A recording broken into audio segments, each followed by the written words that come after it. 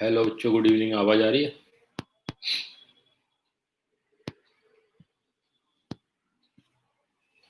All right.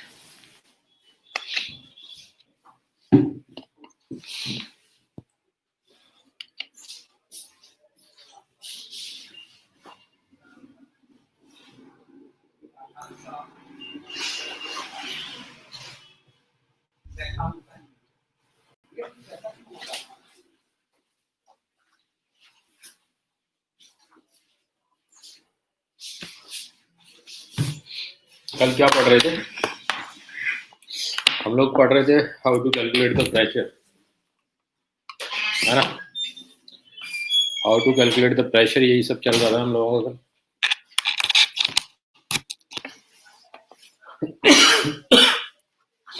इसी चीज को आगे बढ़ाते हैं।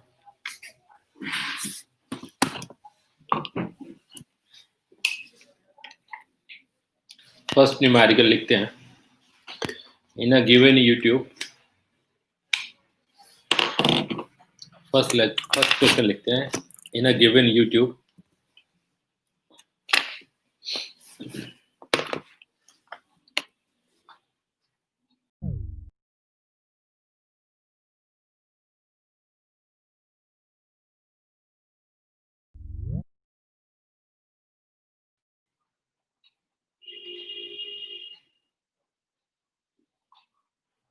ठीक है। In a given U tube find the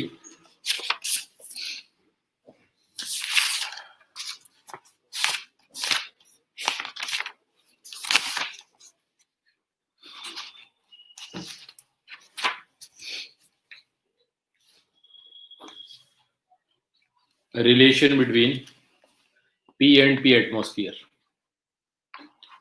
In a given YouTube, find the relation between P and P atmosphere. ये हमको फाइंड करना है, क्वेश्चन है, न्यूमेरिकल है। यूट्यूब इस तरीके से दी गई है, लाइक दिस।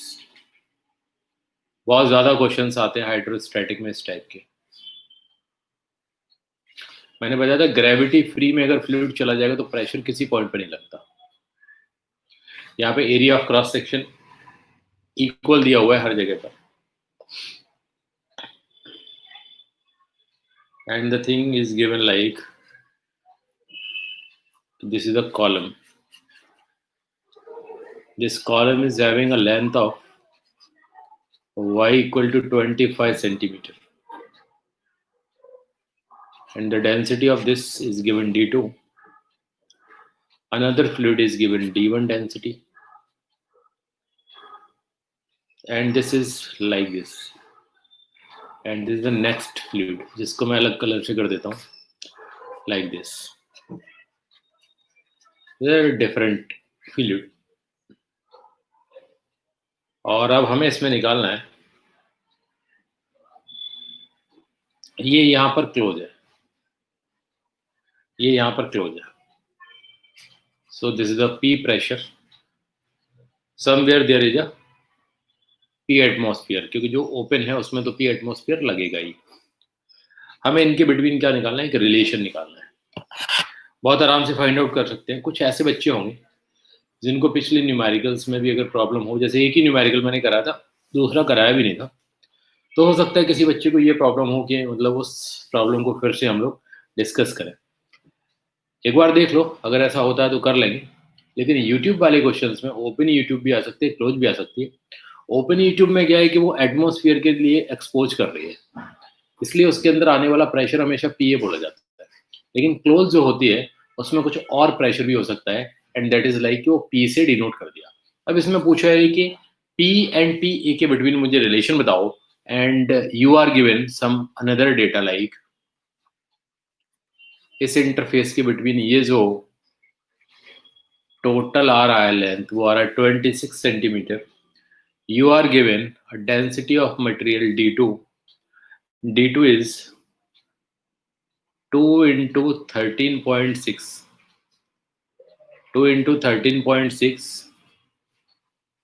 ग्राम पर सेंटीमीटर क्यूब. अच्छा, 2 इंटू में क्यों लिखा है? क्योंकि ऐसा नहीं है, वो तुम्हें ये जताना चाहता है कि ये डबल ऑफ द मर्कुरी है। And D1 is equal to दिया है 13.6 ग्राम पर सेंटीमीटर क्यूब। और इससे क्या हो जाएगा कि बच्चा आसानी से इसको कैंसिल भी कर सकता है wherever there is a necessity. तो अब हम लोग इस क्वेश्चन को सॉल्व करें, तो हमें क्वेश्चन को सॉल्व करते समय क्या करना होता है कि प्रेशर की इक्वेशन फॉर्म करते हैं। जैसे कोई हाइड्रोस्टैटिक फ्लूइड है तो उसमें प्रेशर की जो इक्वेशन होती है उसको हम फॉर्म करते हैं, और फॉर्म करने के बाद हमें जो आंसर मिलेगा that will be the solution for that particular question. तो चलो भाई ऐसा करके देख लेते हैं, है ना। चलो बनाओ जल्दी, इक्वेशन क्या आएगी।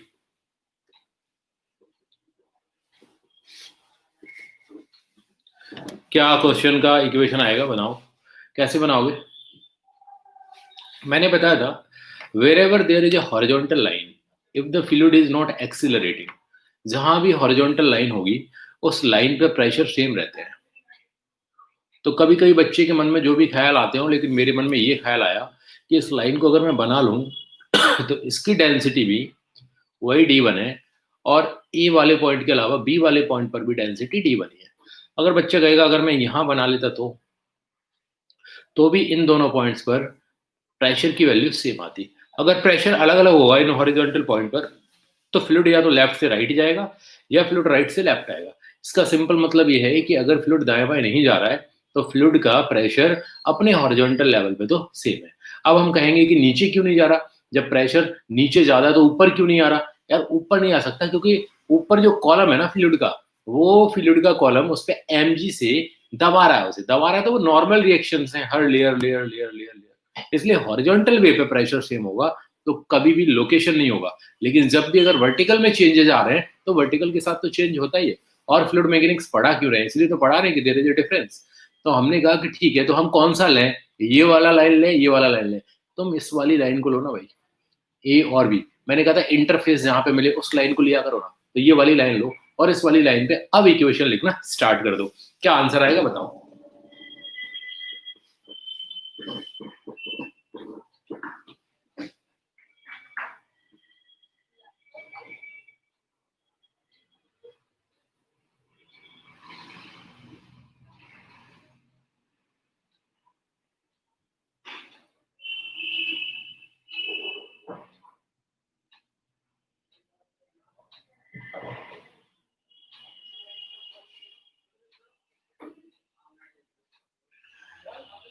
कोई इक्वेशन बनी क्या? बन सकती है अगर लेफ्ट वाले कॉलम में यहां पर बात किया जाए ना, इस वाले कॉलम में बात किया जाए ना, इस वाले में, तो इस पी ए का प्रेशर ये सबको पता है P A is equal to P B होगा, सॉरी पी बी होगा। पी बी के ऊपर कोई कॉलम नहीं है, यानी इसका प्रेशर सिंपली क्या आएगा, पी आएगा, कोई कॉलम ही नहीं है। लेकिन अगर पी ए की बात की जाए ना तो पी ए पे बहुत कॉलम है। जैसे मैं अलग से पी ए निकाल देता हूं तो पी ए की इक्वेशन में ऐसे लिखता, P A is equal to, इसके ऊपर 26 सेंटीमीटर का तो D1 का फ्लूइड है, तो रो, रो क्यों लिखा है यार, सॉरी, तो यहां पर ये D1 रो जी, एच की वैल्यू 26 सेंटीमीटर। मुझे पता है हर यूनिट मेरी सेंटीमीटर में आ रही है, चलो ठीक सेंटीमीटर। अब सेंटीमीटर यहां लिख दिया तो मुझे याद भी, अगर मैं नहीं भी लिखता तो प्लस, प्लस इसके ऊपर एक और कॉलम है,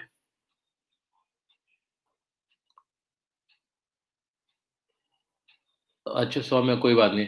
तो यहाँ पे देखो कि इसके ऊपर जो है ना वो D2 है, तो D2 है तो हम ऐसा लिखेंगे D2 G इंटू 25, अंडरस्टूड है कि वो सेंटीमीटर है। अब वो कह रहा है प्लस क्या, तो प्लस जो आएगा वो आएगा पी ए, यही आएगा। अब देखो एक बात बताओ कि P A is equal to P है, तो कोई बात नहीं है, अगर मैंने पी निकाल दिया है तो पी और पी ए का मतलब एक ही है। मैं अब क्या करूं, हर जगह D1 D2 की वैल्यू रख दूं, तो मेरे पास एक रिलेशन क्रिएट हो किसके between, P and P A के बिटवीन। और यही मेरा क्वेश्चन था जिसे मुझे यूट्यूब में लगाना था। कभी कभी यूट्यूब में क्या होता है कि 3 लिक्विड्स आते हैं अलग अलग, और इन 3 लिक्विड्स अलग अलग आते हैं तो वो कहते हैं कि the relation between the pressure 1 pressure 2 will be more likely. तो हम ऐसे ही सॉल्व करते हैं, जहां भी इंटरफेस मिल रहे होते हैं लोएस्ट मोस्ट इंटरफेस को हम रेफरेंस लाइन से बता देते हैं, और उसके ऊपर जितने भी इंटरफेस होते हैं उनको कैलकुलेट करते जाते हैं। कभी कभी आता है द 2 और 3 immiscible liquids are filled in a U-tube and the height of these liquids are like and so on. Find the density of one unknown. कभी कभी डेंसिटी पूछ लेता है, जैसे मेडिकल में कभी कभी किसी लिक्विड की डेंसिटी पूछ लेगा। कभी पूछेगा find the length of that column, length of column, यानी बाकी की सारी चीजें दी गई होंगी। We have to just remember कि हमें एक प्रेशर की इक्वेशन बनाना आना चाहिए और हमें याद होना चाहिए कि हाइड्रोस्टैटिक जब फ्लूइड की बात चल रही है तो हाइड्रोस्टैटिक फ्लूइड में हॉरिजॉन्टल लाइन का बड़ा ही काम है। ठीक है, चलें आगे। अच्छा, आगे चलते हैं। ये हो जाएगा कि नहीं? आंसर निकाल दो, कितना आ रहा है?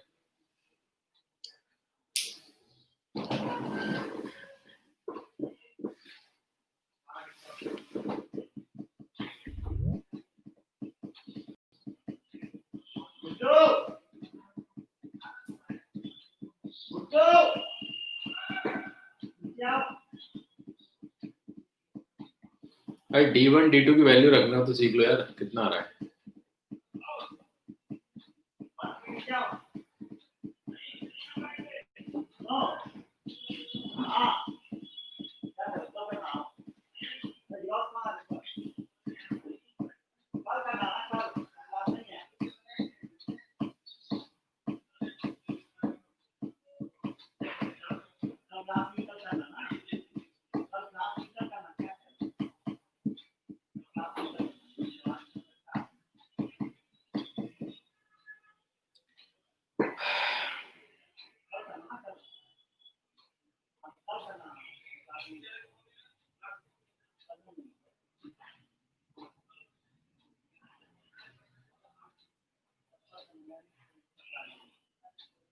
आंसर नहीं निकाल पा रहे हो क्या?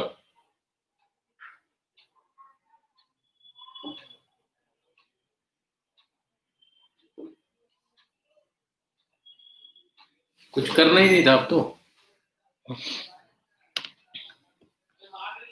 मैम फैन चलाएंगे क्या?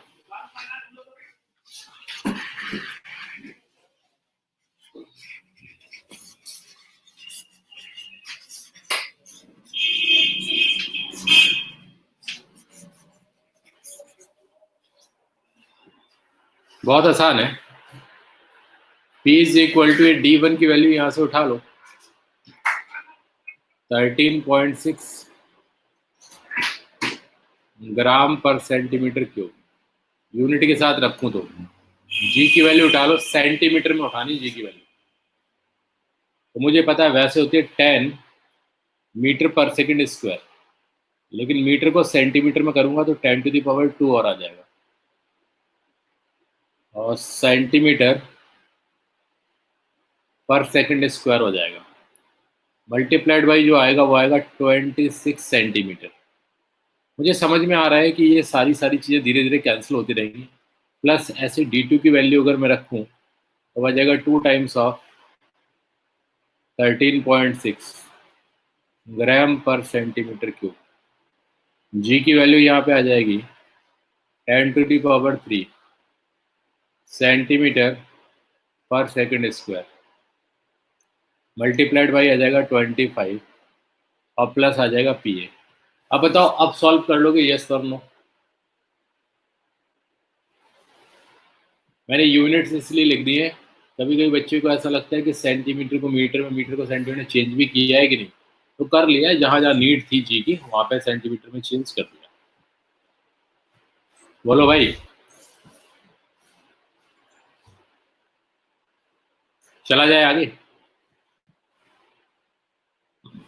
ठीक है, तो आगे चलते हैं नेक्स्ट पेज पर। And the some problems are like,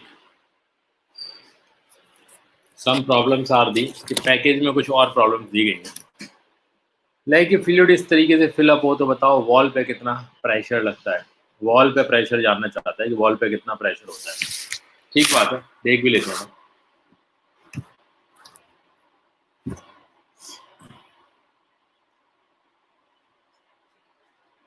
pressure upon wall, heading डलवा दी। इसमें क्वेश्चन दिया है लेकिन तुम हेडिंग डाल दो। ये एक कॉन्सेप्ट है कि प्रेशर अपॉन दी वॉल कितना होना चाहिए। और इस न्यूमेरिकल को हम थ्योरेटिकल पॉइंट पे ले जाके थोड़ा चेंज करना चाहते हैं।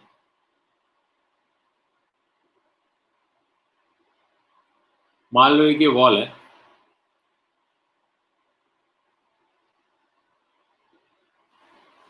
तुमने कभी कभी वाटर डैम देखे होंगे, है ना? जब तुमने वाटर डैम देखे होंगे तो उनके जो गेट होते हैं ना, उन गेट को जैसे घर के गेट ऐसे होते हैं, ऐसे खुलते हैं।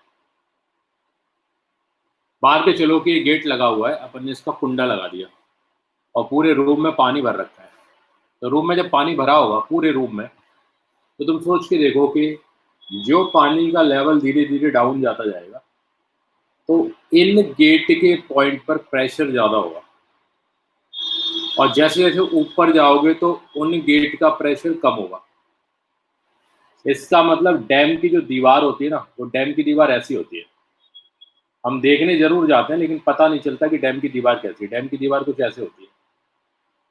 ये डैम की दीवार है, यहाँ लिक्विड फिलअप होता है। तो अपन को लगता है ऐसा क्यों लिखते हैं, डैम को ऐसा क्यों बनाते हैं?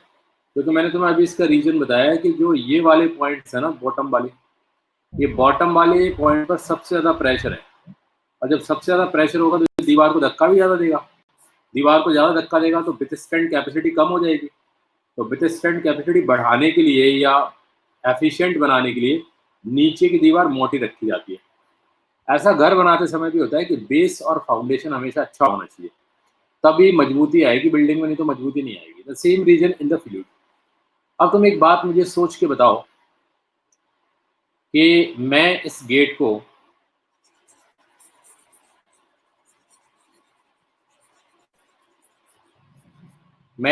बच्चों के लिए कुछ इस तरीके से बना दूं। कहते हैं मान लो ये गेट का एक्सिस ऑफ रोटेशन है। ये गेट का एक्सिस ऑफ रोटेशन, लिखने की कोई जरूरत नहीं है। और ये गेट है, और नीचे मैंने कुंडा लगा दिया, यहाँ पे लॉक करने के जुगाड़ है मेरे पास। अब तुम सोच के देखो कि अगर इसके पीछे पूरा पानी भरा होता, ये पूरा पानी भरा होता, तो तुम्हें ऐसा नहीं लग रहा कि गेट तो ऐसे वाला है? अब यहाँ पे पानी भरा हुआ है, पानी इसको धक्का देगा तो एक P1 प्रेशर देगा, और P1 प्रेशर का एक फोर्स लगेगा F1।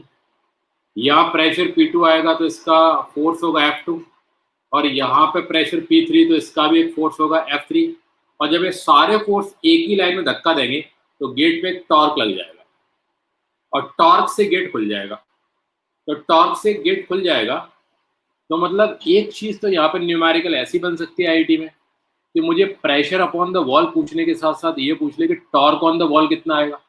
क्योंकि अगर इसके अबाउट एक्सिस ऑफ रोटेशन दे देता तो बहुत आराम से खुल जाता।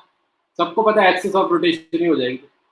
अगर वो इस तरीके से एक्सिस ऑफ रोटेशन दे देता तो गेट पे ऐसे टॉर्क लग जाता। यानी टॉर्क लगने का न्यूमेरिकल भी यहाँ पे पॉसिबल है, जो कि बेटा तुम्हें देखने को मिलेगा भी अभी, है ना? कुछ देर के बाद तुम्हें देखने को मिलेगा कि क्या टॉर्क का न्यूमेरिकल हो सकता है।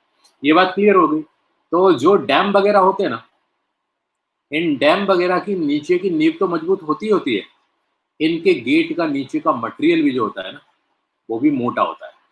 और धीरे धीरे जब गेट ऊपर की तरफ जाता है तो वो पतला होता जाता है कंस्ट्रक्शन के दौरान। और जहाँ पानी का लेवल ही नहीं है, तो वहां पर तुम थर्माकोल भी लगा दोगे ना, तो भी कोई दिक्कत नहीं, क्योंकि हवा ही तो रोकनी है और हवा दोनों तरफ से धक्का देगी, थर्माकोल को कोई फर्क नहीं पड़ता। So that is the reason कि हम कितना सेंसिटिव तरीके से फिजिक्स को देखें नेचर में, और फिजिक्स को उसी सेंसिटिव तरीके से पढ़ें भी। तो आज जो टॉपिक है वो टॉपिक यही है कि प्रेशर अपॉन द वॉल क्या होना चाहिए। तो प्रेशर अपॉन द वॉल निकालने की कोशिश करें।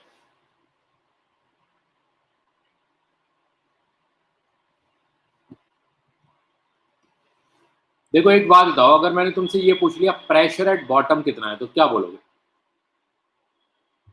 प्रेशर एट बॉटम अगर मैंने पूछ लिया तो तुम क्या बोलोगे? डेंसिटी ऑफ लिक्विड मैंने रो दे दी तुमको, यहां से यहां तक की हाइट मैंने h दे दी। बताओ प्रेशर एट बॉटम क्या होगा? बॉटम पे आने वाला प्रेशर क्या होना चाहिए? एकदम गधे मत बनो, वरना फिजिक्स का कोई काम नहीं, मैं हमेशा बताता हूँ। Physics is for royal people. Physics is for royal and loyal, जिनको ईमानदारी से पढ़ते हैं। There are many beautiful subject in the world, like you can go for the anthropology, You can study the economics and its algebra. You can study the geography. There are many good subjects in the art or humanity ground. There are many subjects like literature, like you can read Sanskrit. It's a very beautiful subject. मजा आता है. But वहां पे तुम royal न भी होगे ना तो भी चल जाएगा. और रॉयल होने का मतलब है जब तुम्हारी बारी आए कुछ बताने की, आर्ग्यूमेंट करने की, तो तुमको करना चाहिए. That's a royal. वो रटने से भी काम चला देंगे लिटरेचर वाले, लेकिन ये रटने से काम नहीं चलाएगा.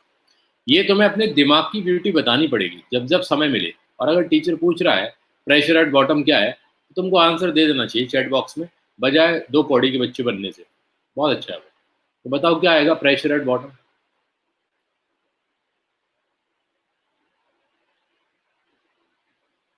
बेशरम आदमी हो. हाँ, तन्नू ने बोल दिया. रो जी एच. एच कौन सा दिया है मैंने यहाँ पे, कैपिटल या स्मॉल? कैपिटल दिया है. हाँ. बाकी ये कहाँ है? सौम्या, प्रशांत, रश्मि,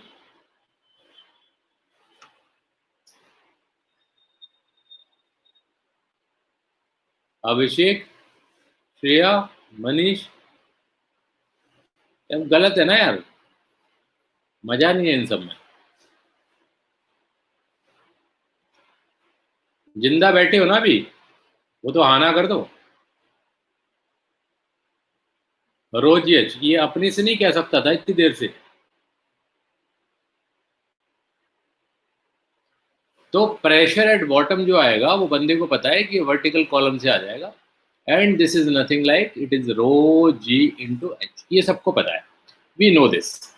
अब मान लो कि हमें दिया गया है कि given given in diagram given in diagram a cylindrical vessel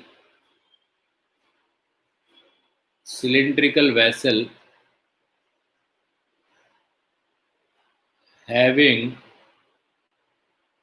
a radius r is filled up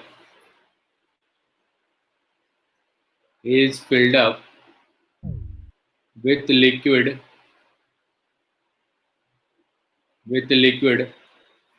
of density rho up to height capital H. ऐसा दे दिया. लिख लिया इतना.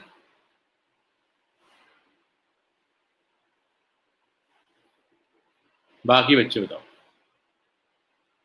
हो गया इतना?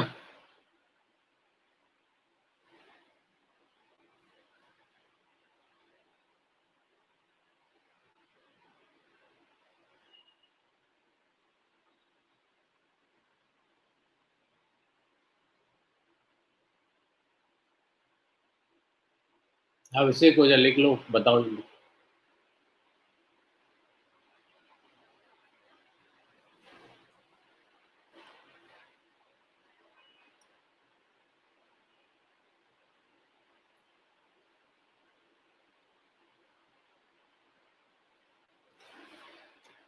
तो अब तुम सोच के देखो कि if this is a vessel of cylindrical nature और बॉटम का प्रेशर ऑलरेडी यू नो, ये चाहे क्यूबॉइडल होती या ये कुछ और शेप की वेसल होती, ये कैसी भी होती, लेकिन अगर इस वेसल को एच हाइट से फिलअप किया गया है रो डेंसिटी के लिक्विड से, तो मैं ऐसा जरूर मानता कि जैसे जैसे सिलिंड्रिकल वेसल में हाइट में नीचे जाते जाते देखता जाऊंगा डीपर एंड डीपर, वैसे वैसे यहाँ पर प्रेशर की वैल्यू ज्यादा होती जाएगी हर जगह. बोलो मानते हो कि नहीं? अगर होती जाएगी तो मैं कदापि ऐसा नहीं कर सकता कि मैं इस क्वेश्चन को बिना कैलकुलस से सॉल्व कर लूँ. फिजिक्स में अगर कोई कंटिन्यूटी में चीज चेंज हो रही है, यानी प्रेशर चेंज हो रहा है, तो मुझे क्या करना पड़ेगा कि सिलेंडर के चारों तरफ, इस सिलेंडर के चारों तरफ एक स्ट्रिप लगानी पड़ेगी. तो चिपकाने वाली स्ट्रिप कहाँ है? है कोई?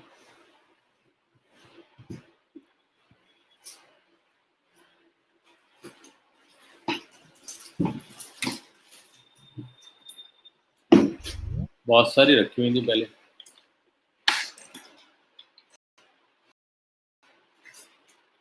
नहीं है क्या? चलो नहीं है भाई, इसका मतलब ऐसा हो जाएगा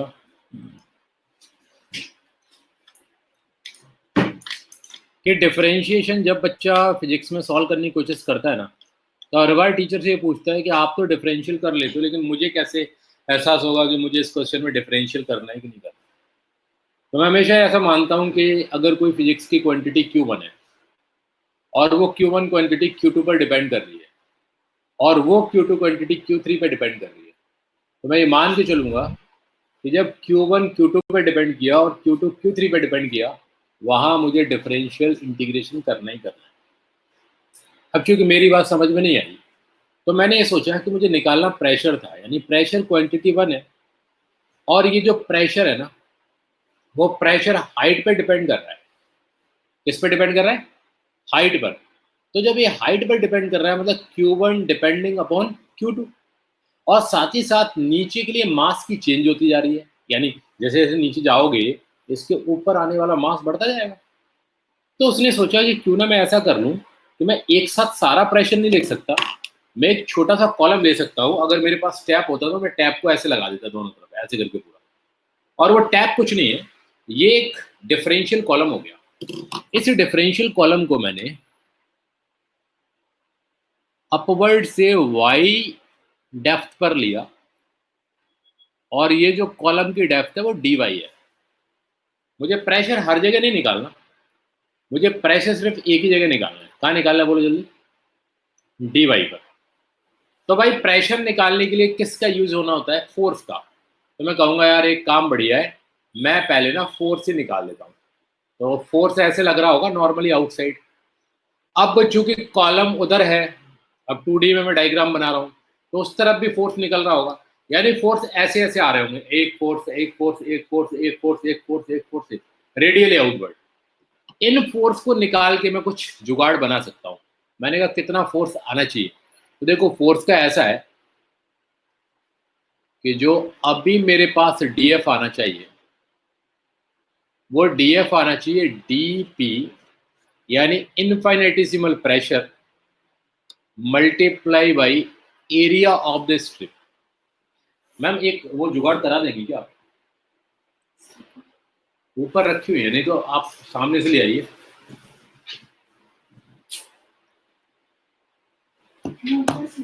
हाँ ऊपर तो हो गई, लेकिन मतलब सामने भी दुकान है, मेरे पास पैसे हैं।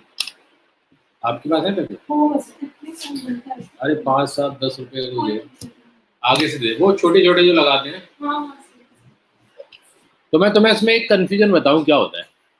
अब ये तो पता चल गया कि डीपी इस पे प्रेशर है, इसको बाहर फेंकना चाहता है स्ट्रिप को, लेकिन स्ट्रिप बाहर नहीं जा रही क्योंकि तो वॉल है।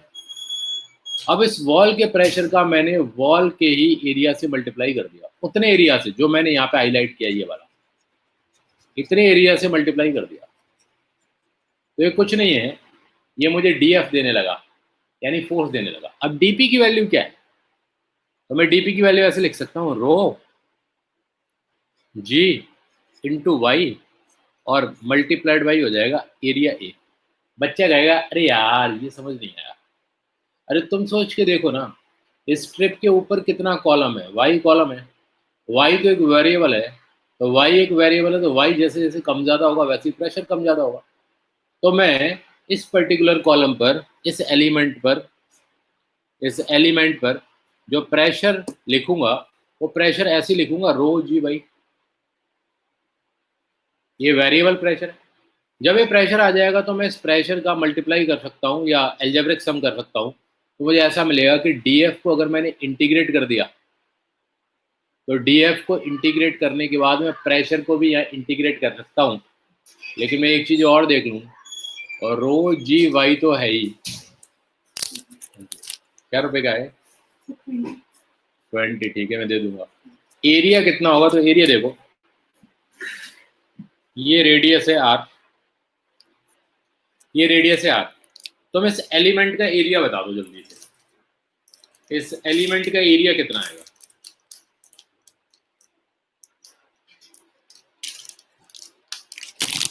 इस एलिमेंट का अगर तुमने एरिया बता दिया ना तो मैं मानूं, क्या एकदम सही कह रहे हो?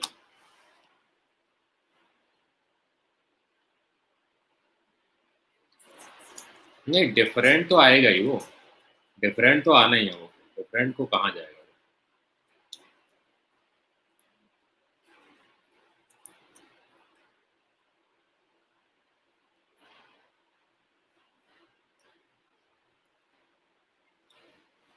देखो ये अपना कॉलम था, ये अपन ने कॉलम लिया तो ऊपर से वाई और ये डी वाई कॉलम था। मुझे पता है कि कॉलम पे इधर भी प्रेशर है, इधर भी प्रेशर है, इधर भी प्रेशर है, इधर भी प्रेशर है, इधर भी प्रेशर है, इधर भी प्रेशर। तुमने कभी सुना है अगर किसी एलिमेंट पर प्रेशर बाहर की तरफ लग रहा है,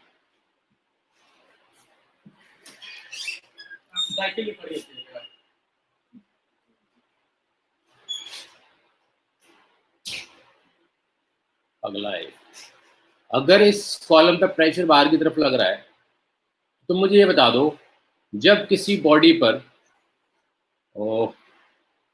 जब किसी बॉडी पर फोर्स ऐसे लगे, ऐसे लगे, ऐसे लगे, ऐसे लगे, ऐसे लगे, ऐसे लगे, तो इस पर नेट फोर्स कितना आएगा? जब एक बॉडी पे चारों तरफ फोर्स लग रहा हो इक्वली, तो नेट फोर्स कितना आएगा उस बॉडी पे? 0 आएगा। तो कभी कभी बंदा मेरे से ये पूछ लेता है पढ़ते पढ़ते, अगर अच्छा बच्चा होता है तो, कि सर एक बात बताइए, इस कॉलम पे नेट फोर्स 0 आना है। मैं कहता हूँ हाँ आना है। तो आपने फोर्स कैसे निकाल दिया फिर, नेट फोर्स?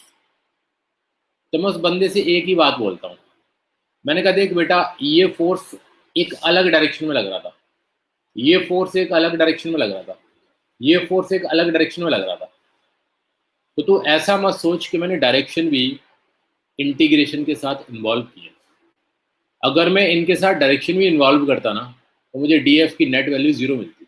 तो बच्चे को ऐसे समझाता हूँ कि मान ले मैंने स्ट्रिप यहाँ से ऐसे हटा दी, और हटाने के बाद ये स्ट्रिप मैंने अपने हाथ में ऐसे करके रख ली, ऐसे करके रख ली। तो बच्चा कहता है ठीक है। तो अब मैं हर जगह पे फोर्स देख रहा हूँ, F F F F F, और इस सबका एल्जेब्रिक सम कर दूँ, तो मैं डायरेक्शन नहीं मेजर कर रहा हूँ, मैं सिर्फ उस फोर्स के मैग्नीट्यूड को एल्जेब्रिक सम करके चल रहा हूँ। और सम करने के लिए मुझे इंटीग्रेशन की हेल्प चाहिए। तो मैं बच्चे को बार बार ये बताता हूँ कि बेटा ये डी एफ का मैग्नीट्यूड मैंने निकाला है क्योंकि I am calculating this in the form of pressure. और प्रेशर कौन सी क्वांटिटी है? स्केलर क्वांटिटी है। प्रेशर कौन सी क्वांटिटी है? स्केलर। तो जब मैं प्रेशर की हेल्प से फोर्स निकालूंगा तो मुझे हमेशा उसका क्या मिलेगा बेटा? मैग्नीट्यूड मिलेगा। That's why you never deter कि यार मुझे फंडा समझ में नहीं आया, इस 0 आना चाहिए। अरे 0 तो आएगा ही। अगर 0 नहीं आता तो ये जो कॉलम लगा हुआ था ना, ये कॉलम अनइक्वल फोर्स अगर गेन करता है यहाँ पे अनइक्वल फोर्स, तो कॉलम निकल के बाहर चला जाता बॉडी के। न्यूटन बोलता है कि अगर किसी बॉडी पे रेस्ट की स्टेट बन रही है तो नेट फोर्स 0 रहा ही होगा। You are not able to study that, लेकिन बन रहा होगा। तो मैंने कहा अगर नेट फोर्स 0 नहीं आ रहा है तो मैं मैग्नीट्यूड को सम कर रहा हूँ, तभी तो रेस्ट में। अब बंदा कहेगा लेकिन ये इसे पेनिट्रेट कर रहा है हर जगह से, तो टूट क्यों नहीं रहा? टूट नहीं रहा बिकॉज मटेरियल की अपनी स्ट्रेंथ है। मटेरियल के मॉलिक्यूलर बॉन्डिंग जो बनी हुई है ना, उसकी चादर जो बनी हुई है ना, उसमें इतनी स्ट्रेंथ है कि वो टूटेगा नहीं। कभी कभी कच्ची बादाम खा जाते हो ना, कच्ची कच्ची एमंड खा जाओगे, कच्चा कुछ खा लेना, कच्ची एमंड सीधा निकल जाना। तो ऐसा नहीं है कि हमारे बॉडी ने काम करना बंद कर दिया। तुम कितनी भी नॉर्मली कठोर चीज खा जाओगे ना, तो भी अंदर मस्कुलर टिश्यू ये काम करने का काम रखते हैं, क्षमता रखते हैं कि वो उस पूरे बादाम के पीस को भी धीरे धीरे धीरे धीरे करके ग्रिंड कर दें, ग्राइंडर की तरह कर दें।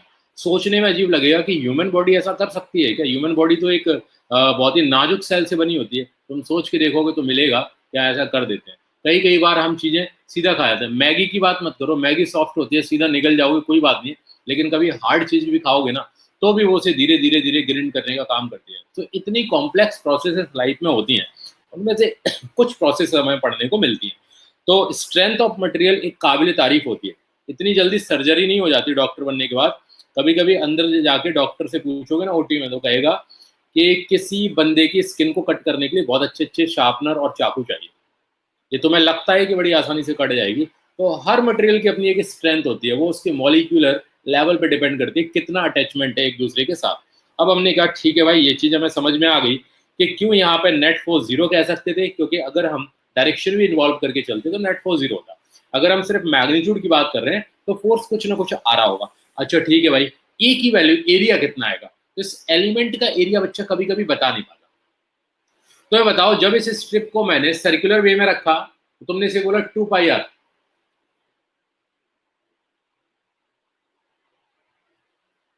और जब मैंने इसे ऐसे रेक्टेंगुलर वे में कर दिया तो तुम्हें पता है कि इसका वृत्त कितना है, dy है, dy वृत्त है, और इसका लेंथ कितना होगा 2πr।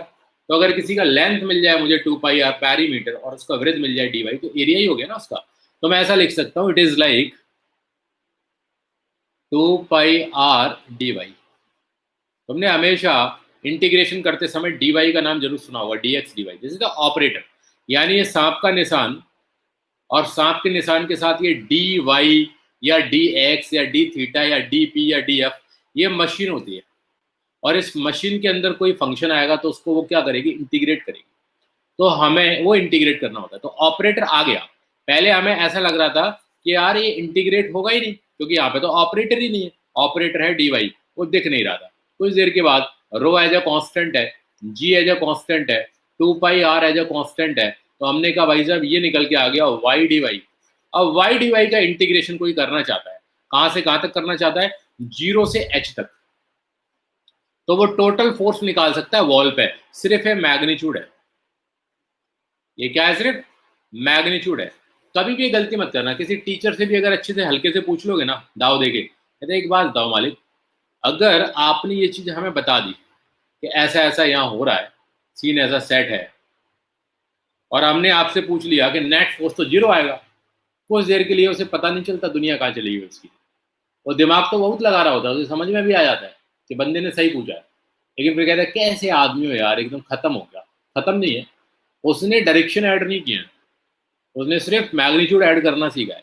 और अब इस फोर्स की value F is equal to जो आ जाएगी, वो आ जाएगी 2ρg πr। अब यहाँ पर तुम देखो कि y का इंटीग्रेशन मुझे फुलफिल करना है, तो मैं मानता हूँ तन्ना कि तू y का इंटीग्रेशन तो बता ही सकती है, कितना भी गया गुजरा बच्चा हो अपना, आगे चल के डॉक्टर बनेगा तो इतना तो बता ही सकता है, कितना आएगा।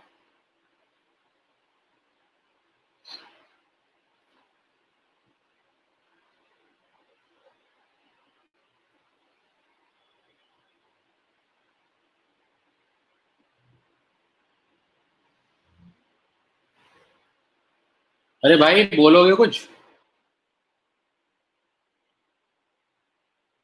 अरे y का इंटीग्रेशन dy के साथ, अरे y का इंटीग्रेशन dy के साथ क्या आएगा, y की पावर n 1+1 डिवाइडेड बाई 1+1, क्या हो जाएगा वाई स्क्वायर बाई 2, और वाई स्क्वायर बाई 2 में तुम लिमिट लगा दोगे 0 से s तक, तो फोर्स आ जाएगा तुम्हारे पास जो सिर्फ वॉल पे आ रहा है।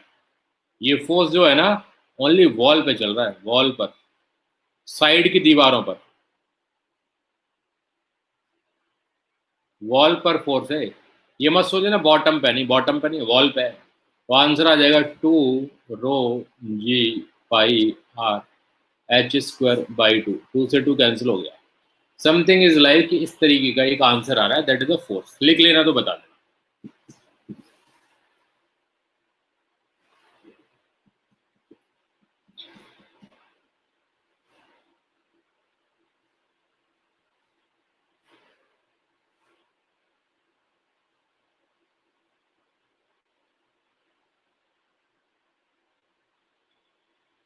तो ना तुझे बाई का इंटीग्रेशन नहीं आ रहा था क्या, बाई का इंटीग्रेशन भी नहीं आ रहा था, मतलब इतने बुरे दिन आ गए क्या अब।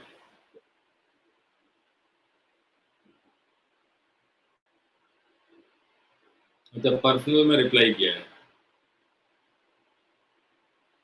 ऑल राइट, मैंने देखा नहीं, किसी में कर दिया, अगर मेरे सामने पर्सनल वाली चल नहीं रही थी अभी।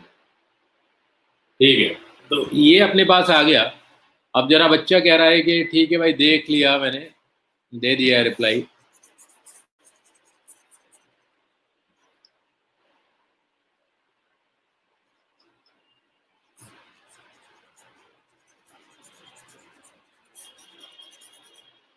तो देखो यहाँ पे फोर्स और प्रेशर को निकालने के लिए इंटीग्रेशन मेथड ही कामयाब मेथड है, नहीं तो नहीं निकाल पाओ। अब मुझे बताओ कि प्रेशर अपॉन साइड वॉल की बात करूंगा, जैसी हेडिंग डाली थी, pressure upon walls of container. तो अगर मैं इस हेडिंग की बात करूं तो मेरे पास आएगा force on wall, force upon wall divided by area of wall, area of wall. बोलो आएगा कि नहीं?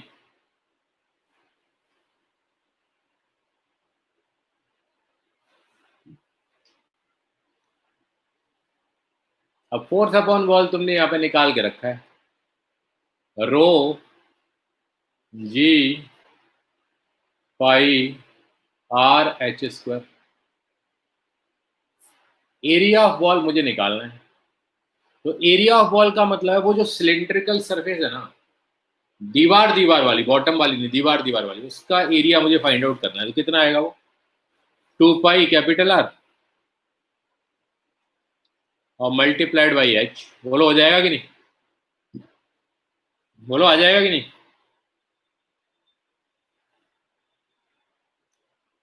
अब इस चीज को मैं सॉल्व कर दूं तो देखो, पाई आर से पाई आर कैंसिल, एक एच से एक एच कैंसिल, तो वो हो जाएगा रो जी एच डिवाइडेड बाई 2। हो जाएगा कि नहीं? अब इस पॉइंट को मैं बहुत ध्यान से लिख लूं कि प्रेशर ऑन द वॉल जो होता है वो बॉटम के प्रेशर का हाफ होता है, एवरेज प्रेशर। मैं ऐसा नहीं कह रहा कि वॉल के हर पॉइंट पे इतना प्रेशर, मैं कह रहा हूं ऑन एन एवरेज जो टोटल दीवारों पर प्रेशर लग रहा होगा ना, टोटल एवरेज प्रेशर, वो प्रेशर बॉटम वाले प्रेशर के हाफ लगता है। तो क्या ये कहानी ठीक है कि नहीं? तो लिख लो, इसको लिखने के बाद on an average pressure upon walls, on an average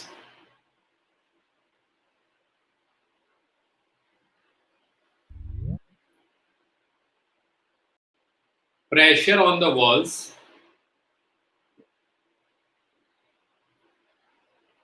is half of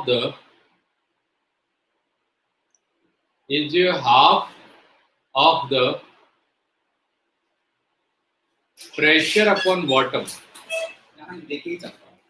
half of the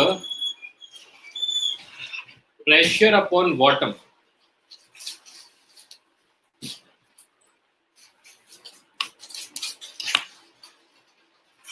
clear हो गया?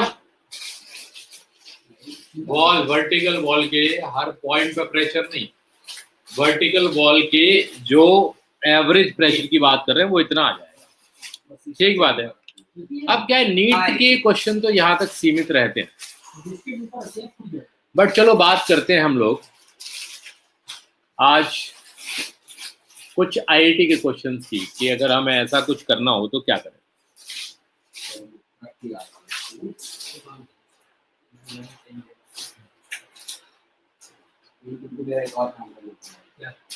कुछ प्लास्टिक का दो चार डब्बा लाना पड़ेगा, इसमें तेल वगैरह और मिल जाए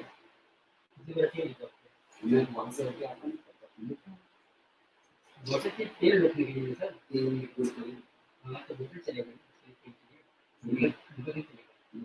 बोतल जो मिलेगा। ये कोई टफ क्वेश्चन थोड़ी यार प्रशांत, ये तो सबको पता होता है, ये तो नीट में आता है।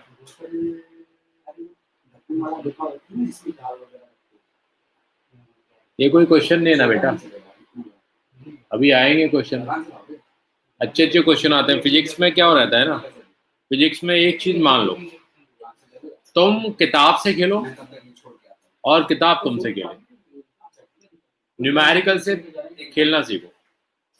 जब तक न्यूमेरिकल ऊपर से ना निकले ना, पढ़ने का कोई मतलब थोड़ी है। You are just wasting the time and money. जब तुम्हें ऐसा लगने लगे ना फिजिक्स में कि सर कोई न्यूमेरिकल आया, हमें यही नहीं पता चला ये किस चैप्टर का है, तो मतलब न्यूमेरिकल बहुत अच्छा है। उन न्यूमेरिकलों को इस तरीके से हैंडल करना सीखो कि वो 1 मिनट में सॉल्व हो जाए, तो अपनी तैयारी सही चल रही है, नहीं तो तैयारी सही नहीं चल रही। ये कोई क्वेश्चन नहीं है, तो नॉर्मल क्वेश्चन है कि भाई वर्टिकल वॉल है और प्रेशर चेंज हो रहा है, इंटीग्रेट कर दिया और डिवाइड बाई कर दिया। सिर्फ इसमें क्या एक लोचा था, मैंने जो बताया कि नेट फोर्स 0 आना चाहिए, तो टीचर इसमें रह जाता है, वो समझ नहीं पाता कि मैंने क्या कर दिया।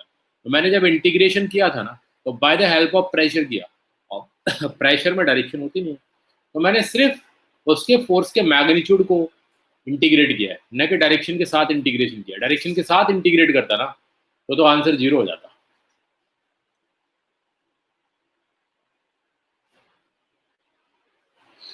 तो देखो आईआईटी में जब क्वेश्चन आता है ना, तो कभी कभी क्वेश्चन ऐसा आता है कि एक डैम की दीवारें हैं लाइक दिस,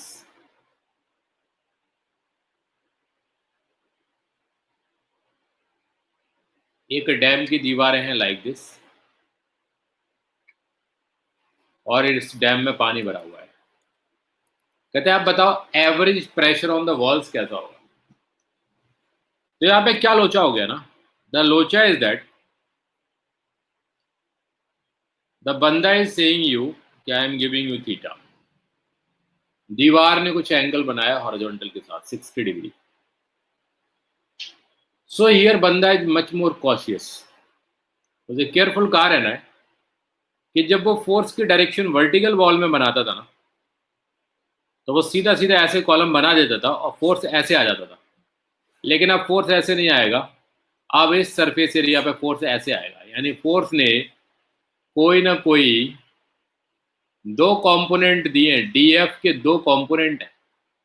अगर डीएफ के दो कंपोनेंट हैं, तो ये दो कंपोनेंट का अलग अलग सम होगा, एक का वर्टिकल सम अलग होगा, एक का हॉरिजॉन्टल सम अलग होगा। तो मतलब पानी भर दिया जाए ना किसी कटोरे में, तो ये मत समझना कि कटोरा बहुत आसान है सॉल्व करना, और अगर वास्तव में तुम समझ रहे हो ना कटोरे को आसान, तो हो सकता है लाइफ में तुम्हें कटोरा मिल जाए, तो अपन भीख मांगने लगेंगे उस कटोरे से। तो कटोरे से मौज लेनी है when you are used to of कटोरा, लेकिन तब तक नहीं। अगर वर्टिकल कटोरा है कोई टेंशन नहीं है, लेकिन कटोरे ने जो एक एंगल बनाया है ना, वैसे ही आदमी के उड़ जाते हैं तोते। अपन ने कहा such type of numerical are under the category of IIT advance, लेकिन वो प्रॉब्लम अपन सॉल्व कर लेंगे, कोई दिक्कत नहीं है। इतनी चीज समझ में आ गई, क्या बताए? बोलो हाँ ना बोलो। ठीक है बेटा, ऑल राइट।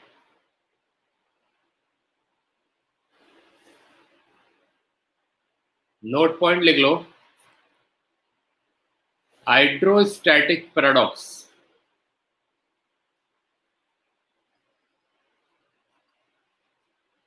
अच्छा, फिजिक्स में पैराडॉक्स की कहानी बड़ी अच्छी कहानी होती है, and it is more interesting than chemistry, because chemistry वाले लोग इसलिए केमिस्ट्री पढ़ाते हैं because they are not use to for the physics, उन्हें फिजिक्स कभी आई नहीं होगी।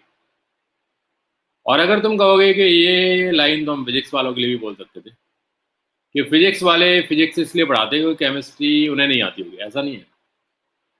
फिजिक्स में उनके 5 चैप्टर होते हैं केमिस्ट्री के, और वो पांचों को इतने बढ़िया से पढ़ाते हैं ना कि केमिस्ट्री वाला टीचर कहता है कि भाई थर्मोडायनेमिक्स उन्हीं से पढ़ लेना। वो ये तक बता देते हैं कि work done positive negative chemistry में क्यों होता है और फिजिक्स में क्यों होता है। दे आर मोर, मतलब practical person, they are more use to for the science. Science को थोड़ा सा बल्ले बल्ले करना आना चाहिए, केमिस्ट्री में थोड़ा सा दिक्कत है। केमिस्ट्री में कुछ ना है टीचर को, तो टीचर बहुत आराम से बोल देता है बेटा ये एक्सेप्शन है। पैराडॉक्स इज द वर्ड, उसको हम एक्सेप्शन ही कहते हैं, एक तरीके से काल्पनिक दुनिया होती है।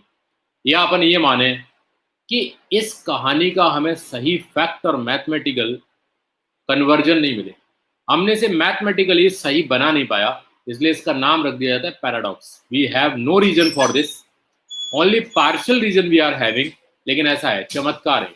तो हाइड्रोस्टैटिक पैराडॉक्स क्या होता है? पंखा ऐसे चला, गर्मी लगती रहती है हमको, बंद कर दीजिए। आवाज आती है पंखे की उसमें, इसीलिए बोल हाँ, बंद कर दीजिए मैम,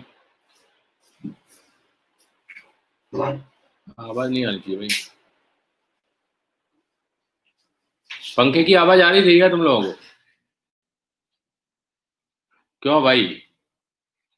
नो सर ना, देव कितने अच्छे बच्चे हैं। करें ओ प्रशांत, अंग्रेज मेरे भाई नो नहीं बोलता है। नोप कहता है। ये भी सीरी की तरह हो गया है क्या आईफोन की?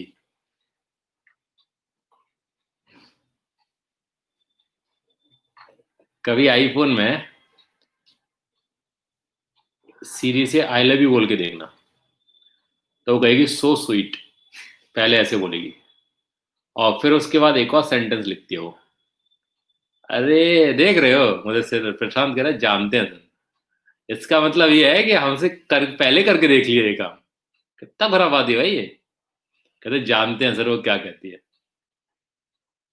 सही कह रहे हो बेटा, सही कह रहे हो।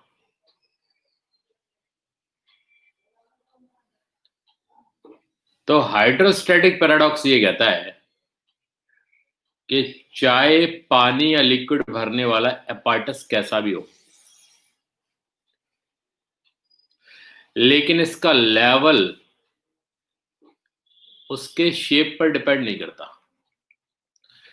चाहे ये मधु प्याले कितने भी शेप के हों, कैसे भी हों, लेकिन इनके शेप से इनकी फ्री सरफेस का हाइट और लेवल वो चेंज नहीं होता। तो हमने सोचा, मैंने कहा अच्छा ऐसा है कि चाहे कोई बड़ा टैंकर हो, छोटा टैंकर हो, कुछ भी हो, लेकिन लेवल एकदम वही रहेगा। तो लेवल वही रहता है। This is called as hydrostatic paradox in the physics. लिख लेंगे इस बात को। अभिषेक भी जानता है, कहते मैं भी जानता हूँ। कोई बात नहीं, मिलो मुझे कभी, मैं बताऊंगा तुम्हें। एक मंत्र है मेरे पास, तो लिखेंगे the level of free surface is at equal height. The level of free surface is at equal height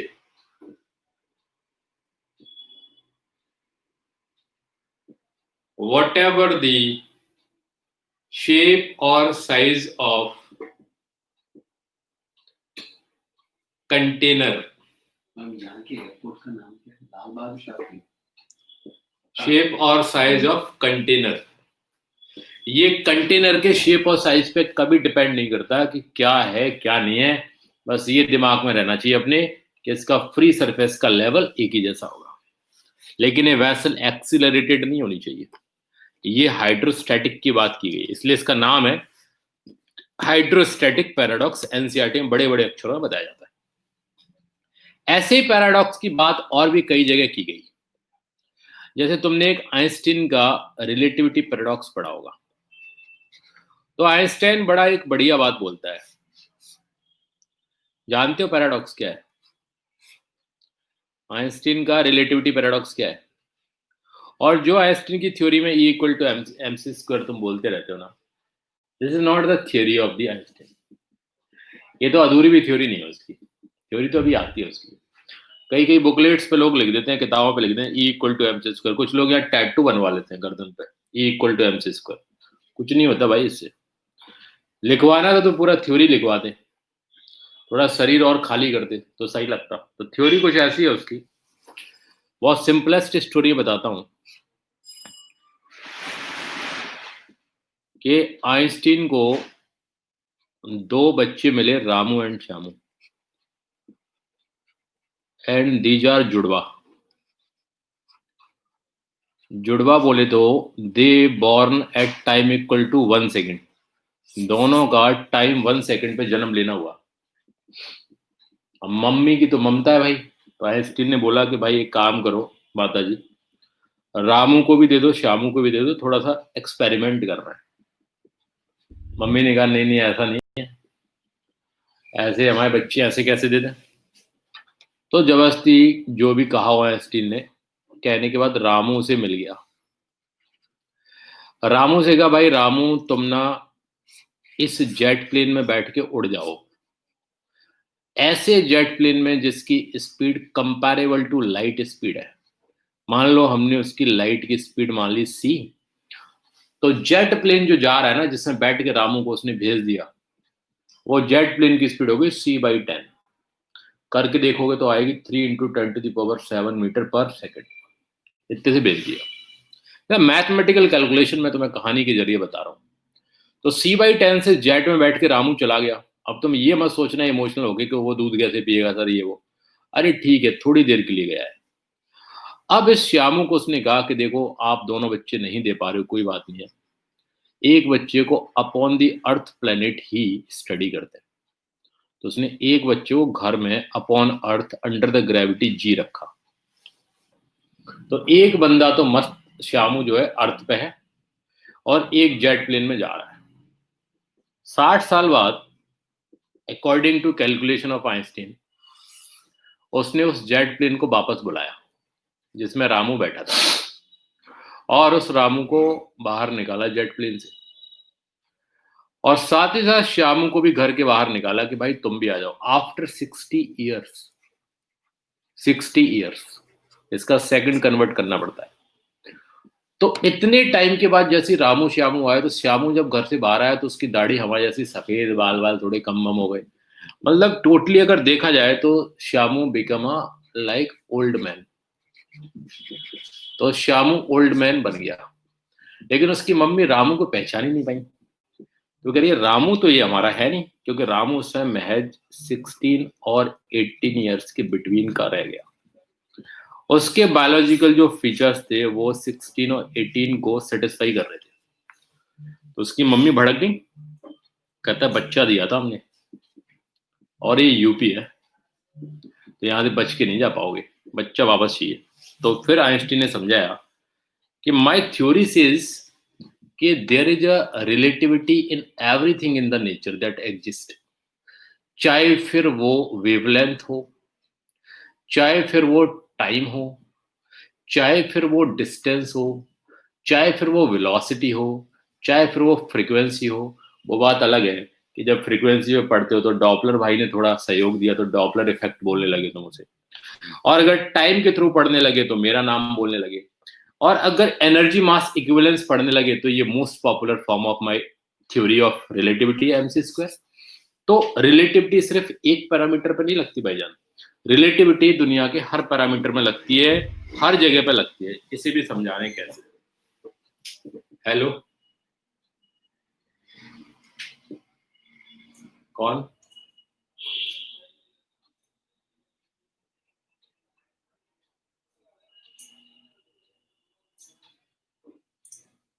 ma'am actually मुझे ना कोविड हो रखा है, तो मैं भी अभी तो हॉस्पिटल में हूँ। मैं जैसे बाहर निकलता हूँ ना तो तुरंत आपको बताऊंगा, ठीक है? अब मैम आदमी मर रहा है और आप बताओ कैसी बात कर रही हो, ऐसे ऐसे थोड़ी ना होता है।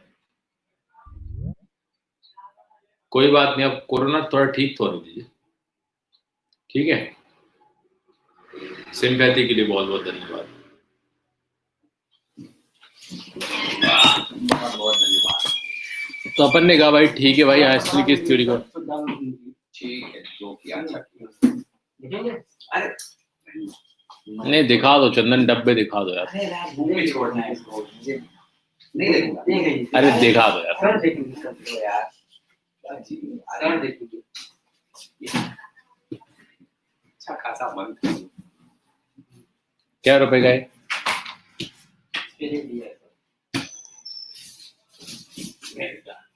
ऐसे डब्बे 2-3 हमारे लिए भी ले आना।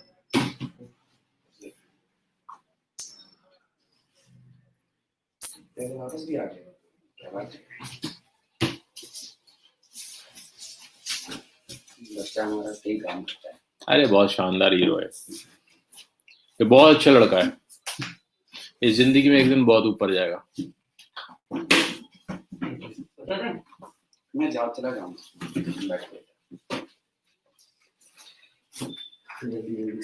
गाड़ी से सबकी गाड़ी से चलिए।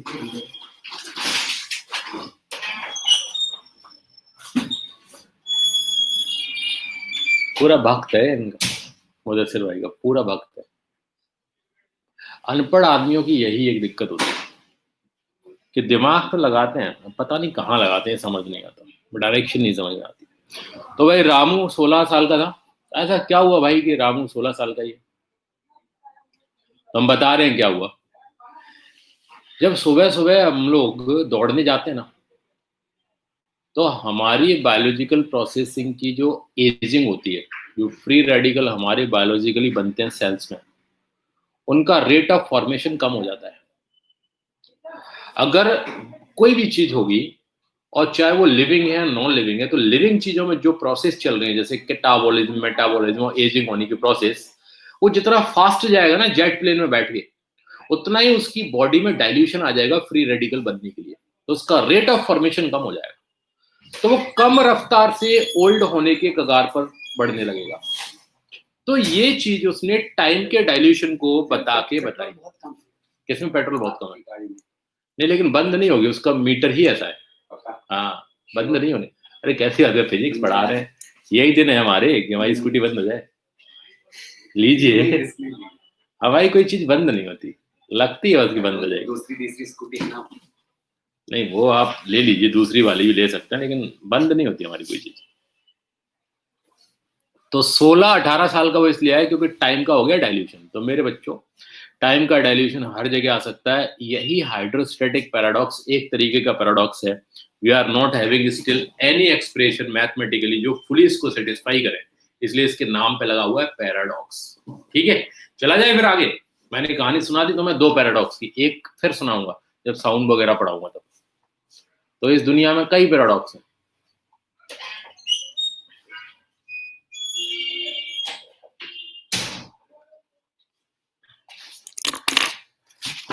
हाँ जी, तो अब चलते हैं हम लोग।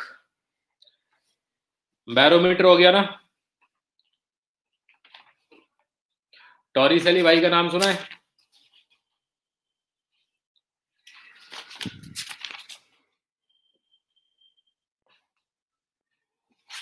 ठीक भाई, अब अपन चलते हैं पास्कल्स लॉ।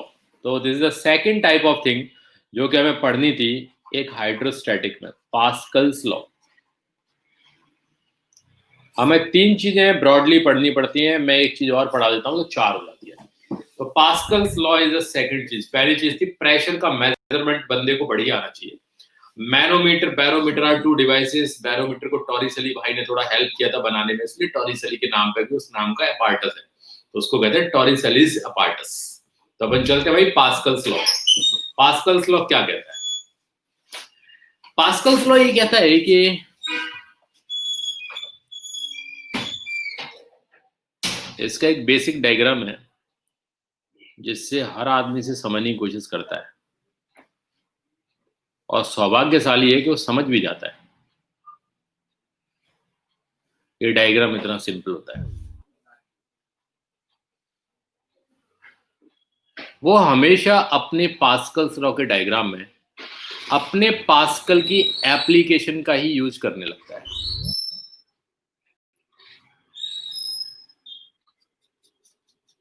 वैसे डायग्राम पास्कल्स लॉ का नहीं है, ये डायग्राम है हाइड्रोलिफ्ट का। हाइड्रोलिफ्ट कैसी होती है कि there is a basic handle,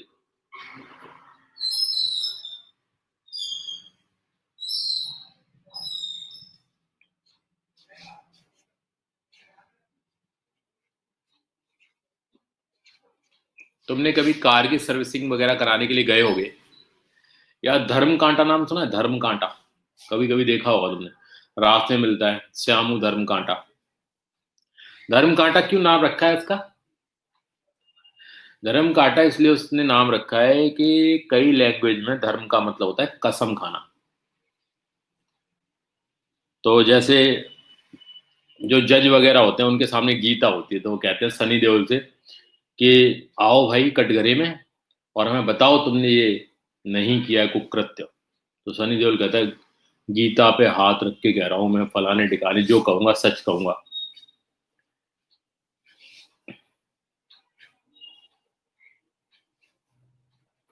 प्रशांत, हम लोग क्यों कार की सर्विसिंग कराएंगे? मतलब क्यों नहीं कराओगे? कार रखोगे तो करानी पड़ेगी ना। तो धर्म कांटे का मतलब होता है कसम खाना। तो जैसे गीता की कसम खाई जाती है ना, वैसे ही ट्रक व्रक वाले अनपढ़ लोग जब जाते हैं ना ट्रांसपोर्टेशन पे, तो जो मालिक होता है उस सर्विस को देने वाला, वो अपने नाम को ऐसे लग देता है श्यामू धर्म कांटा। मतलब कसम से जो भी मेजरमेंट देंगे वो ऊपर वाला देख रहा है, सही देंगे, सही के अलावा कुछ नहीं देंगे। इसलिए तुम साउथ और नॉर्थ और ईस्ट और कहीं भी जाओगे ना, अच्छा बेटा सही कह रहे हो। तो जब भी तुम पूरे इंडिया में घूमने जाओगे ना, तो लैंग्वेज अलग हो सकती है, ज्योग्राफिकल रीजन अलग हो सकता है, लेकिन धर्म कांटे की जो सर्विसिंग होगी ना, उसका एक ही नाम होगा, धर्म कांटा। देख लेना कहीं। ठीक है। तो अपन ने कहा कि इसका ये मतलब है कि भाई जो हम दे रहे हैं ना, वही सत्यता है। नहीं तो इतने बड़े बड़े सामान जाते हैं ना, कि इनमें अगर 5-5 kg भी कम ज्यादा कर दिया ना ड्राइवर ने, तो भी गेम अच्छा खासा हो जाता है। मान के चलो सब्जी जा रही है, उसने कह दिया भाई सब्जी तो 100 kg थी, 10 kg कम बता दी, बस उसका काम हो गया, उतना ही चाहिए था उसे। अब 100 kg तो नहीं होते, हजार हजार 2-2 हजार में जाते हैं। तो इसलिए उनका नाम धर्मकांटा रख दिया गया भाई साहब। अब उनपे क्या होता है, एक चैनल बना होता है लोहे का, और उस चैनल पे एक ज्यादा सरफेस एरिया का, जिस सरफेस एरिया को मैं कैपिटल ए कह सकता हूँ, और इस सरफेस एरिया को मैं स्मॉल ए कह सकता हूँ, एक ज्यादा सरफेस एरिया का प्लेटफॉर्म लगा रहता है, जिसपे आके ट्रक रुक जाता है। और फिर वो क्या करता है, एक छोटे से स्क्रू को आराम से प्रेस करता है, जो बंदा होता है मैनुअली, तो मैनुअली से प्रेस करता है, और अपने पैर रखने से, हाथ रखने से, या मैनुअली दबाने से हैंडल को, वो एक ट्रक को ऊपर की तरफ उठा देता है। तो लोग इस बात पे इसलिए आश्चर्य करते हैं कि ऐसा क्या हुआ कि ट्रक में इतना वजन था, इसने पैर क्या रखा इस तरफ, और पैर रखते ही ट्रक ऊपर चला गया। This is due to the Pascal's law. What Pascal's is, Pascal's कहता है कि देखो भाई साहब, there are incompressible fluid substance. Incompressible का मतलब कोई ऐसा लिक्विड भरो इसमें जिसको बहुत ज्यादा कंप्रेस न किया जा सके, इनकम्प्रेसिबल होना चाहिए। अगर कोई इनकम्प्रेसिबल फ्लूइड होगा,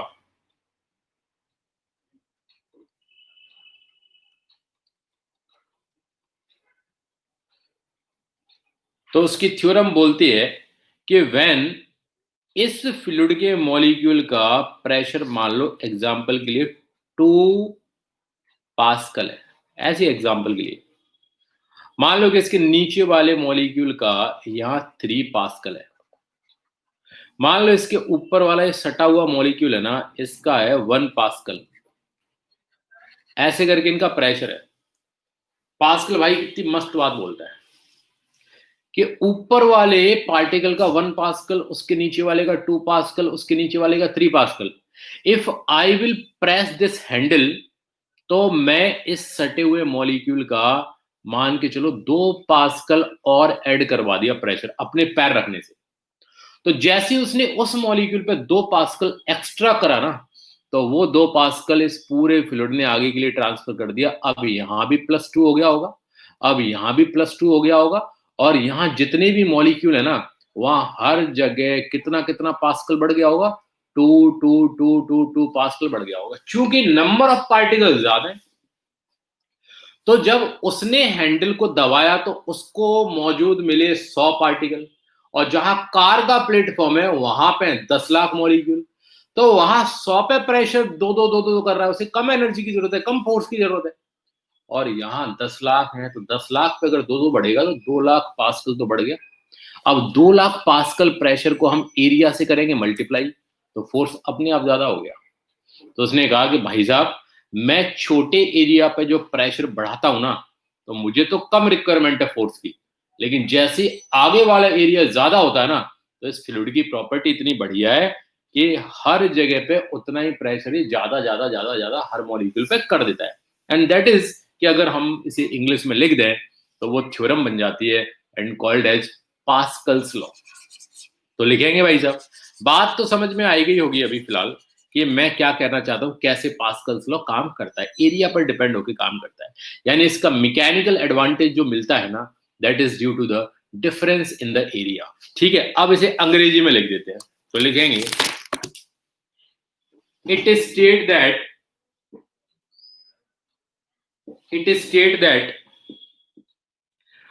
pressure applied to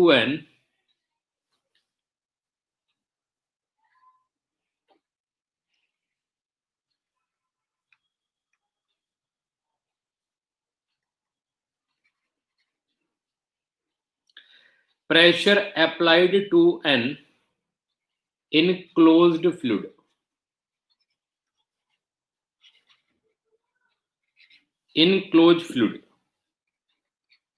is transmitted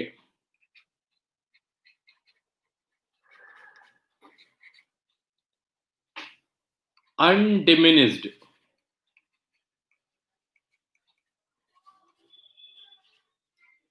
जैसा बुक में लिखा है वही वर्ड तुमको लिखने पड़ेंगे। इनक्लोज फ्लूइड होना ही चाहिए, ट्रांसमिट हो जाएगा, प्रेशर जो अप्लाई करेगा हर जगह पे हर मॉलिक्यूल, अनडिमिनिश मतलब बिना किसी लॉस के। तुमने जहां पे लगाया है वहां प्रेशर अगर हर मॉलिक्यूल पे बढ़ गया 2 पास्कल, तो 2 pascal each and every fluid के मॉलिक्यूल पे आगे की तरफ ट्रांसमिट हो जाएगा। इसमें कोई ब्रोकरी चार्ज नहीं लगता है इंडिया के नेताओं की तरह कि वहां तुमने 2 पास्कल बढ़ाया, आधा पास्कल तो एमएलए खा गया, आधा खा गया उसका एमपी, तो हमारे वो ज्योग्राफिकल एरिया में तो 1 पास्कल ही रुपया आया। तो ये कोई खाने वाने का काम नहीं, पास्कल का बेहतरीन लॉ है। ठीक है भाई साहब, लिखेंगे अनडिमिनिस्ड to every portions of fluid, to every portions of the fluid, every portions of the fluid and the walls of container vessel, and the walls of container vessel, and the walls of container vessel.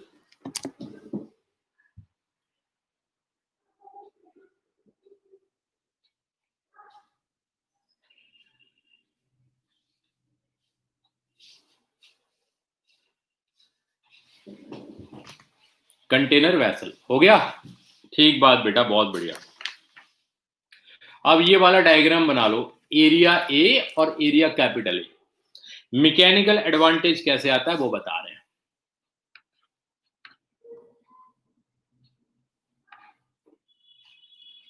यहां F1 force लगाया, मान लो यहां पे F2 force लग गया, तो mechanical advantage कैसे निकल के आता है? कोई बच्चा ऐसा जो आईसीएसई बोर्ड में पढ़ा हो?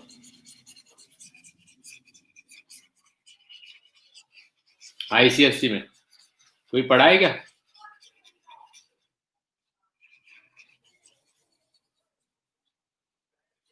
नहीं पढ़े? हाँ, आईसीएसई वाले बच्चे या तो बहुत ही अच्छे होते हैं, लेकिन जहां तक मैं जानता हूं उनको बड़े फर्जी होते हैं। ना तो बेचारों को पूरी तरीके से कोई एक चैप्टर आता है, और ना पूरी तरीके से खिचड़ी बनाना आता है, आधे अधूरे रह जाते हैं। मतलब चैप्टर तो बहुत होते हैं लेकिन सब अधूरे टाइप के चैप्टर होते हैं। बंदे को पता नहीं पहले ही पीएचडी कराने की कोशिश करते हैं आईसीएसई वाले, बड़े गंदे टाइप के होते हैं। सबसे बढ़िया जो सिलेबस हुआ करता था ना 2000 के पहले, वो था यूपी बोर्ड का स्टेट लेवल। फिर धीरे धीरे मुलायम ने सोचा कि मजा नहीं है यार, लिटरेसी रेट बढ़ नहीं रही है, यूपी के बच्चे पढ़ है नहीं रहे, गांजा वांजा फूक रहे हैं, कोई फायदा है नहीं, क्या किया जाए? तो लिटरेसी रेट बढ़ाने के लिए ना मुलायम ने ऐसा करो कि सब्जेक्ट को ही मुलायम बना दो। तो उसने सिलेबस ही पूरा मुलायम बना दिया, कहते हटो यार सीबीएसई करे खत्म करो। पहले 3-3 किताबें चलती थी, 2-3 ऐसे करके हर सब्जेक्ट। फिर उसने लेके सब खत्म करके बढ़िया मुलायम टाइप का सब्जेक्ट बना दिया। अब जो बच्चा नहीं भी पढ़ रहा था वो भी बेचारा कुछ कुछ लिख के तो आ ही रहा था, और आता तो पास हो जाता। लिटरेसी रेट बढ़ा दी, ये अच्छी चीज होती है। अगर कोई बंदा खुद नहीं चलना चाह रहा तो भाई कुछ चलाने के लिए जबरदस्ती कुछ किया जाए। जैसे नहीं होता एक लाइन छोटी बनी है तो हमें इस लाइन से बड़ी लाइन बनानी है, तो हमारी तो भले ही छोटी लेकिन इसको मिटा देंगे तो ये और छोटी हो जाएगी। ऐसा ही काम उसने किया, और फिर ये काम सेंटर ने भी कर दिया। तो अब हो गए अपने बल्ले बल्ले। सेंटर ने क्या रखा है, नीट में सीरीज और पैरेलल कनेक्शन नहीं आएगा, लेकिन सेंटर ने क्या रखा है कि किरचॉफ्स के लॉ आएंगे। जब किरचॉफ्स के लॉ आ रहे हैं तो सीरीज पैरेलल के बिना थोड़ी ना आ जाएंगे। अब बताओ जल्दी, यहाँ पे अगर इसका एरिया ए है तो F1 को ए से डिवाइड करोगे तो क्या निकल के आएगा? यहाँ पे इंक्रीज इन द प्रेशर आएगा कि नहीं? बोलो, इंक्रीज इन द प्रेशर, बोलो आएगा कि नहीं? इंक्रीज इन प्रेशर, इतना प्रेशर तुमने इंक्रीज कर दिया। अब ये प्रेशर यहाँ मिला होगा हर जगह पे, यहाँ पे यहाँ पे यहाँ पे यहाँ पे, हर जगह पे पीपीपी बढ़ गया होगा।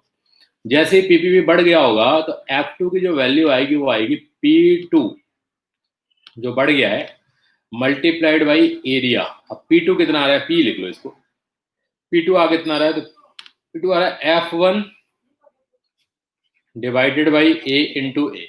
कुल मिला के बच्चे को इतना मात्र समझना है, जितना ज्यादा A बाई A का वैल्यू होगा उतना ही ज्यादा मजा फोर्स को मिलेगा।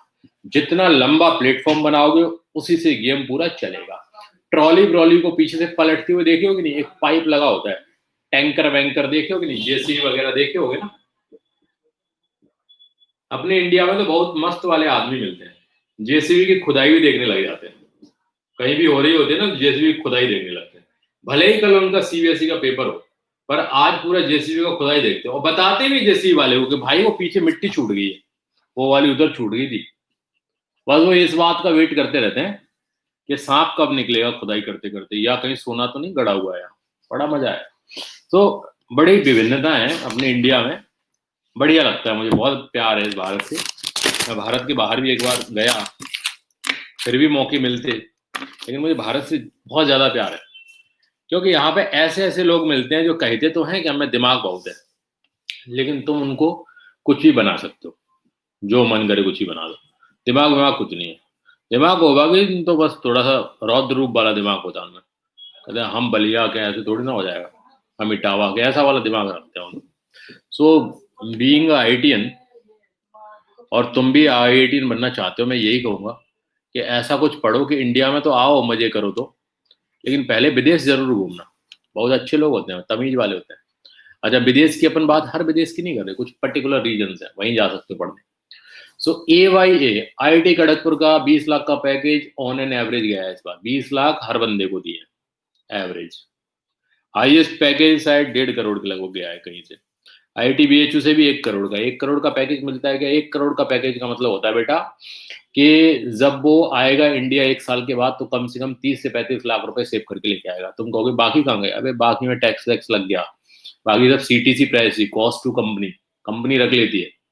30% तो ऐसे ही हटा दो उसका 1.5 करोड़ का, तो 30% हटाओगे तो वो तो वैसे ही चला गया। फिर दाएं बाएं खर्चे वर्चों का थोड़ा ट्रांजेक्शन लेके तो कुल मिला के वो 30-35 लाख अपना घर ले आता है बचा के। तो ये होता है 1.5 करोड़ के पैकेज का मतलब। सो A/A इज ग्रेटर देन 1, इसलिए जल्दी जल्दी बनो, कुछ करो। ये बात समझ में आ गई पास्कल लॉ वाली? अब पास्कल की बहुत सारी एप्लीकेशन होती है, तुम बताना चाहोगे कौन कौन सी एप्लीकेशन? बोलो कौन कौन सी एप्लीकेशन है? ब्रेकिंग सिस्टम में काम आता है, ये लिफ्ट वाले जगह पे काम आता है, हाइड्रोलिक कटिंग होती है, पत्थर काट दिए जाते हैं, जेट की वेलोसिटी इतनी ज्यादा होती है कि पत्थर कट जाता है। तो अपन ने देखा कि हाँ यार हाइड्रो का बड़ा कमाल है, लेकिन ये कमाल धीरे धीरे मैं बताता रहूंगा। मैथमेटिकली जहां काम आना होगा न्यूमेरिकल है, वो सिर्फ यही आएगा, हाइड्रोलिक लिफ्ट। इसका जो डायग्राम बना हुआ है मेरा, वह हाइड्रोलिक लिफ्ट। अब हम लोग कल को इन्हीं चीजों को ट्राई करेंगे। तुम्हें किसी को क्वेश्चन चाहिए क्या सॉल्व करने के लिए कल के लिए? 4-5। चैट बॉक्स कहाँ गायब हो गया मेरा? कहीं गायब हो गया, चल ही नहीं रहा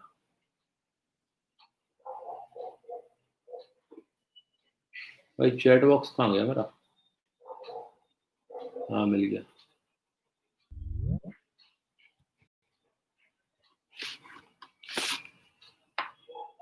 देखो चैट बॉक्स अपना हो गया गायब, तो कोई टेंशन नहीं है, मैं कुछ क्वेश्चंस तुम्हें ग्रुप पे भेज रहा हूँ। तुम्हारे ग्रुप में कोई बच्चा हाई करके भेजना।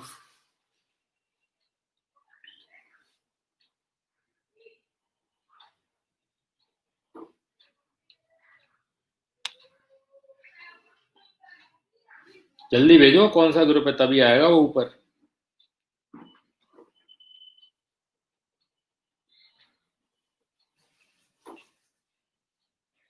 ठीक, ये बच्चे की हाई आई है अभी की।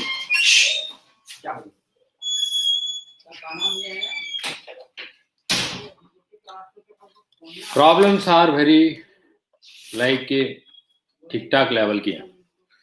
सो नेवर मिस अंडरस्टिमेट कि प्रॉब्लम जो मिल रही है वो बड़ी आसानी होगी, ऐसा जरूरी नहीं है कि वो आसान ही हो। क्वेश्चन कभी कभी टफ भी आ सकते हैं, बट एनी हाउ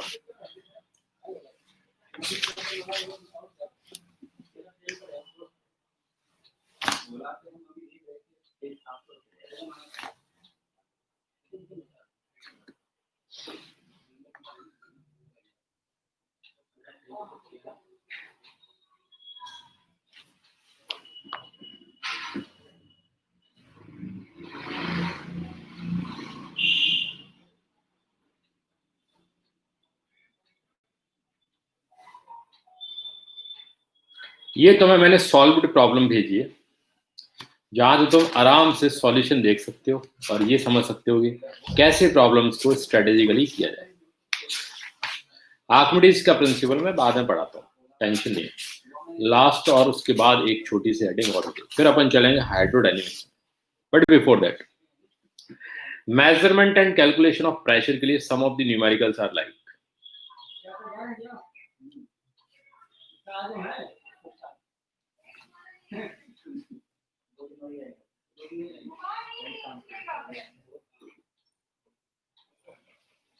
तो सम प्रॉब्लम्स आर लाइक कि जो मैंने हटा दी है वो प्रॉब्लम। आदित्य नहीं पहचान रहे हो? भाभी राम राम।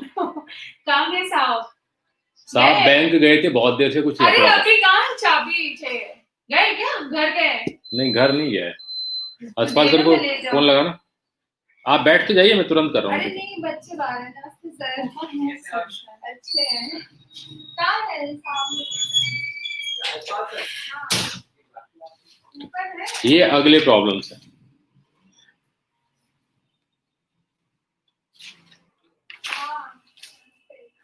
बुला दो भाई हर्षपाल को, नहीं तो खा जाएंगे भाभी। भाभी अंदर बैठ जाओ। बच्चे बाहर हैं। तो अब बच्चों को अंदर ले आई। ऑटो बाहर है, ऑटो को भी अंदर ले आए।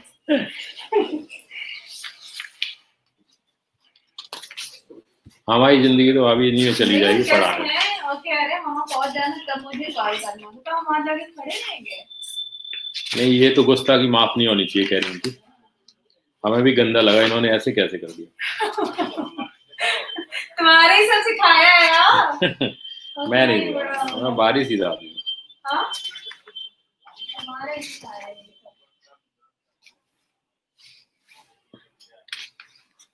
आज ज्यादा दिमाग खराब है क्या कुछ? हाँ आज कुछ गड़बड़ हो गई है छोटी। क्या हो गया? मतलब कहीं का टेंडर जो आना था ना, कहीं का जो प्रोजेक्ट मिलना था ना, हाँ। तो थोड़ा गड़बड़ हो गया है। गुवाहाटी वाला। तो उनका हो गया मूड खराब। 2-4 को तो हटा देगा भाई आज शाम तक।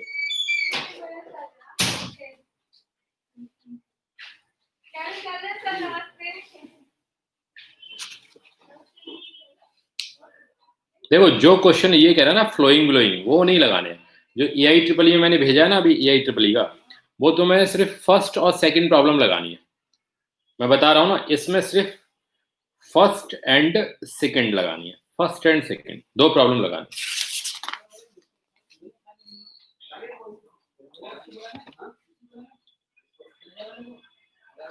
कभी जमाने में ना 2014 में एक बहुत अच्छी प्रॉब्लम मिली थी EIEEE की, जेई मेन, जिसको नीट भी कह सकते हैं, क्योंकि नीट में भी वही प्रॉब्लम आती है जो जेई मेन में आती है।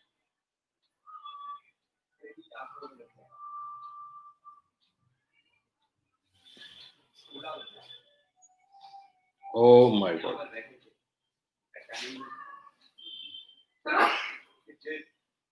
ये आदित्य से बात करने लगे तो हमने गेस किया।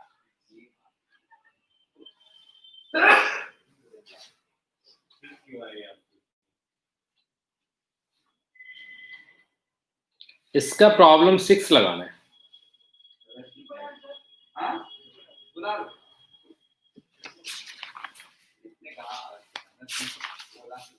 And the rest you people are very okay with the pressure measurement all. चलें, इतने क्वेश्चंस तुम लगा लेना और इन नोटबुक में रख भी लेना लगा के। These are good questions, collection of बढ़िया क्वेश्चंस है। फिर मुझे बताना। चलें फिर, okay, take care, bye bye.